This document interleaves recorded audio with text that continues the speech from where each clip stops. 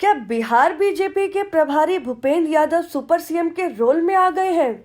सत्ता के गलियारे में ये सवाल तैरने लगा है।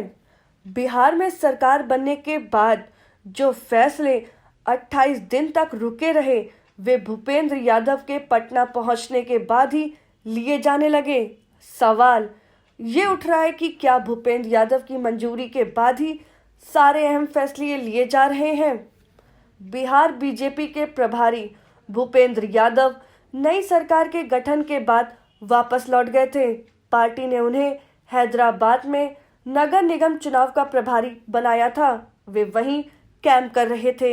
हैदराबाद चुनाव खत्म होने के बाद वे किसान आंदोलन में लगे और फिर गुजरात की यात्रा पर निकल गए। भूपेंद्र यादव गुजरात बीजेपी के भी प्रभारी हैं।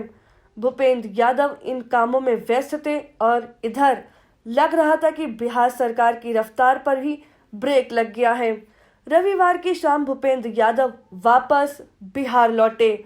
उनके लौटने के साथ ही लगा कि सरकार एक्शन में आ गई है। कैबिनेट की बैठक हुई और सरकार ने अगले 5 सालों के लिए अपना एजेंडा तय किया। बिहार में नई विधानसभा का गठन तो हो गया था, लेकिन विधानसभा की कमेटियों का गठन नहीं हो पा रहा था। भूपेंद्र यादव रविवार को पटना पहुंचे और सोमवार को विधानसभा की समितियों का भी ऐलान हो गया। बिहार में 16 नवंबर को नीतीश कुमार की नई सरकार बनी थी। अगले दिन यानी 17 नवंबर को कैबिनेट की औपचारिक बैठक हुई, जो संवैधानिक बाध्यता थी। उसके बाद से कैबिनेट की बैठक हुई ही नहीं। सत्ता से जुड़े लोग हैरान थे।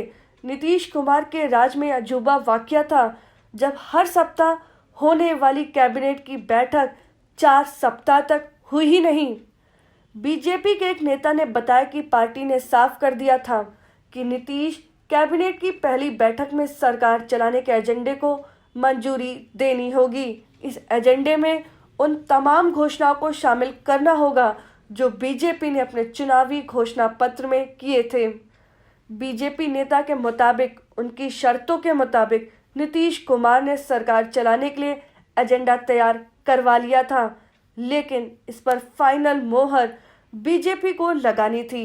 बिहार सरकार में 2 डिप्टी सीएम समेत जो भी दूसरे नेता बीजेपी की नुमाइंदगी कर रहे हैं, उनकी इतनी हैसियत नहीं थी कि वे इस एजेंडे को हरी झंडी देते। लिहाजा भूपेंद्र यादव के बिहार आने का इंतजार किया गया। सूत्रों के मुताबिक भूपेंद्र यादव के बिहार पहुंचने के बाद सरकार के एजेंडे को हरी झंडी दी गई। इसके बाद ही कैबिनेट की बैठक बुलाई गई और इसमें सुशासन के कार्यक्रमों को मंजूरी दी गई।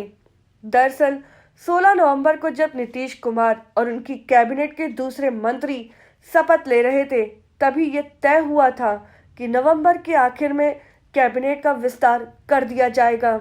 लेकिन कैबिनेट का विस्तार बीजेपी की मंजूरी से ही होना था।